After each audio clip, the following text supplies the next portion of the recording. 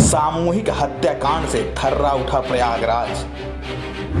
5 लोगों की निर्मम हत्या से मच गया हाहाकार। रात के अंधेरे में खत्म हुआ परिवार। सबूत मिटाने के लिए घर के कमरे में लगा दी गई आग। ईंट से कूच कूच कर हुआ नरसंहार। एक हफ्ता नहीं बीते थी कि 5 लोगों की फिर निर्मम हत्या से दहल उठा पूरा प्रयागराज। कानून व्यवस्था पर भी उठने लगा है सवाल। नमस्कार, आप देख रहे हैं कौशाम्बी न्यूज नेटवर्क। मैं आपके साथ हूं मिराज शेख। प्रयागराज से दिल दहला देने वाली घटना सामने आई है। थरवई थाना क्षेत्र के खेवराजपुर गांव में एक ही परिवार के 5 लोगों की हत्या कर दी गई है। इतना ही नहीं बल्कि वारदात के बाद आरोपी सबूत मिटाने के लिए घर में आग भी लगा दी है। 5 लोगों की सामूहिक हत्या को एक हफ्ते बीते नहीं थे कि प्रयागराज में दूसरी घटना हो गई।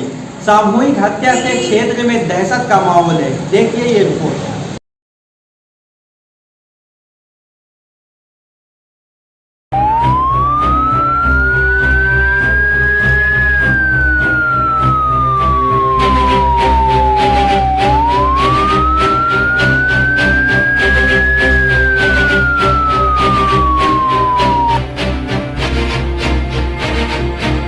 उत्तर प्रदेश के संगम नगरी प्रयागराज में एक ही परिवार के 5 लोगों की हत्या का सनसनीखेज मामला सामने आया है। थरवई थाना क्षेत्र के खेवराजपुर गांव में 5 लोगों की ईंट पत्थर से कुचलकर निर्मम हत्या कर दी गई। खबर ये भी है कि हत्या के बाद घर में आग लगा दी गई। सामूहिक हत्या की इस सूचना पर पुलिस मौके पर पहुंच चुकी है और जाँच में जुट गई है। घर के आंगन में पसरा है मातम। लोगों में गुस्सा है, हंगामा है, आक्रोश है। रात के अंधेरे में 5 जिंदगियों को उतार दिया गया है मौत के घाट। ईंट से कूच कर दी गई है बेरहमी से हत्या। सवाल इस बात का है कि जब 5 लोगों को मौत के घाट उतार दिया गया तो लोगों को कैसे नहीं पता चला? घर के अंदर कैसे दाखिल हुए कातिल? हत्याओं को इतनी आसानी से कैसे अंजाम दिया गया कि किसी को पता भी नहीं चला? आखिर इतने बेखौफ कैसे हो गए कातिल?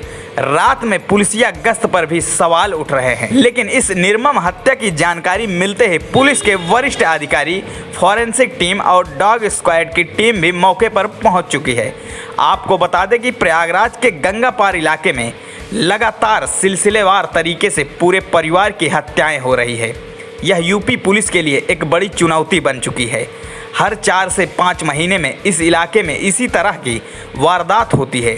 रात के अंधेरे में पूरे परिवार को मौत के घाट उतार दिया जाता है। 5 लोगों की हत्या से हुई मौत में घर के मुखिया राम कुमार यादव, जिनकी उम्र 55 वर्ष, उनकी पत्नी कुसुम देवी 52 वर्ष, बेटी मनीषा 25 वर्ष, बहू सविता 27 वर्ष और पौत्री मीनाक्षी 2 वर्ष शामिल हैं। जबकि एक अन्य पौत्री साक्षी 5 वर्ष जिंदा मिली है।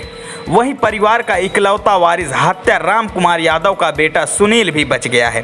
घटना वाले दिन वो घर पर नहीं था, इसीलिए वह बच गया था। हत्या किसने और क्यों की, इस बारे में फिलहाल कुछ पता नहीं चल सका है। पुलिस अफसर मौके पर हैं, जांच पड़ताल जारी है। वहीं परिवार के लोग रेप की आशंका भी जता रहे हैं। पिछले 4 साल के अंदर प्रयागराज में 7 सामूहिक हत्याएं हो चुकी है। 19 मार्च 2018 को नवाबगंज के साहबपुर गांव में 3 लोगों की हत्या कर दी गई थी। 7 सितंबर 2018 को सोराव के बिहगिया में 4 लोगों की हत्या कर दी गई थी। 2 जुलाई 2020 को होलागढ़ के सुकुलपुर में 4 लोगों की हत्या। 5 जनवरी 2020 में सोराव के यूसुफपुर में 5 लोगों की हत्या।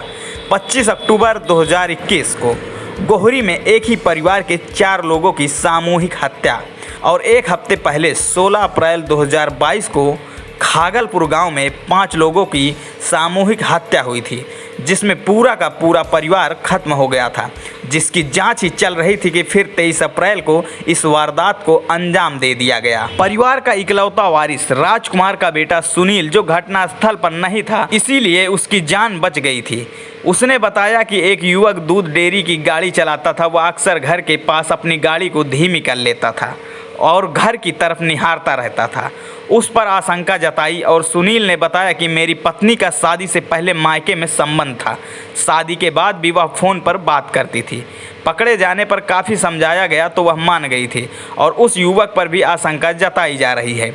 पुलिस की 7 टीमें जांच में जुट गई हैं। 12 संदिग्धों को भी पुलिस ने हिरासत में लेकर पूछताछ कर रही है। वहीं पुलिस ने हत्या का सुराग देने वाले को 25,000 का इनाम भी लगा दिया है ताकि हत्या का आसानी से सुराग लग सके। इस मामले को लेकर शिवपाल यादव ने भी परिवार वालों से मुलाकात की और टीएमसी के नेताओं का डेलीगेशन भी पहुंचा, जहां सीबीआई की जांच की मांग भी की।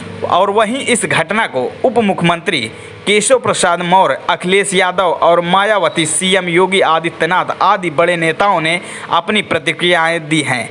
प्रयाग ब्यूरो रिपोर्ट, सुधा श्रीवास्तव, कौशाम्बी न्यूज नेटवर्क। प्रकरण थाना थरवई ज़िला प्रयागराज का है। इसमें आज सुबह करीब 5:30 बजे पुलिस को सूचना मिली थी कि एक घर में करीब 4-5 लोग मृत अवस्था में हैं। ये सूचना पे तत्काल पुलिस टीमें, फील्ड यूनिट, डॉग स्क्वाड, आला अधिकारी सब मौके पे पहुँचे।